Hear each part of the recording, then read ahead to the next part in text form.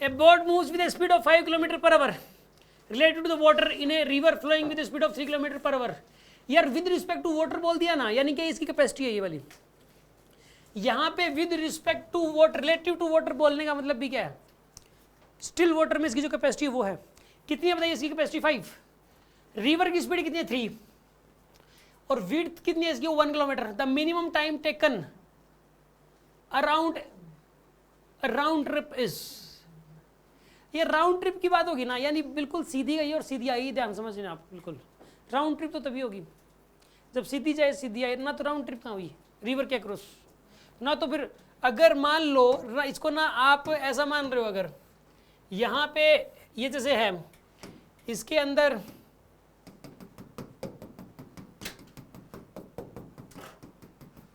यहाँ पे बंदा है, अगर वो बिल्कुल एफर्ट अपना ऐसा करता रहे तो बिल्कुल टेढ़ा जाएगा ऐसे, फिर अपना एफर्ट बिल्कुल इस तरह करता है तो इधर आ जाएगा, तो राउंड ट्रिप कहाँ हुई, चला यहाँ से तब पहुँचा यहाँ पर है।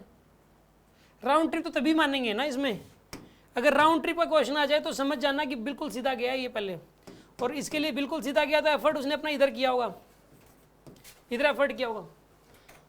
बोट विद स्पीड, इसकी कैपेसिटी कितनी है 5 का एफर्ट किया इसने इस तरफ, और रिवर की स्पीड कितनी है 3, तो कितना टाइम लगेगा, ये गैप कितना है यहाँ पे 1 किलोमीटर, ठीक है। अब एक काम करो, ये वाला एंगल कितना होगा बताइए थीटा, तो इस तरफ कितना आएगा ये 5 cos थीटा, इधर कितना आएगा बताइए यहाँ पर ये 5 sin थीटा, इक्वल टू इधर कितना आएगा यहाँ पर ये 3। अब ये बताइए आप इसके दो कंपोनेंट ले चुके हो आप, ये दोनों इक्वेट कर दो आप, 5 sin theta equal to 3 sin theta equal to 3/5, वो तो थीटा इक्वल टू 37 डिग्री आएगा, 37 डिग्री आ जाएगा एंगल। कितना एंगल आएगा ये वाला, तो इधर वाला कंपोनेंट कितना हो जाएगा अब इसका 5 cos 37। अब cos 37 पता होना चाहिए कितना होता है 4/5, 4 की स्पीड हो जाएगी ऊपर की तरफ, इसकी 4 की स्पीड होगी ऊपर की तरफ।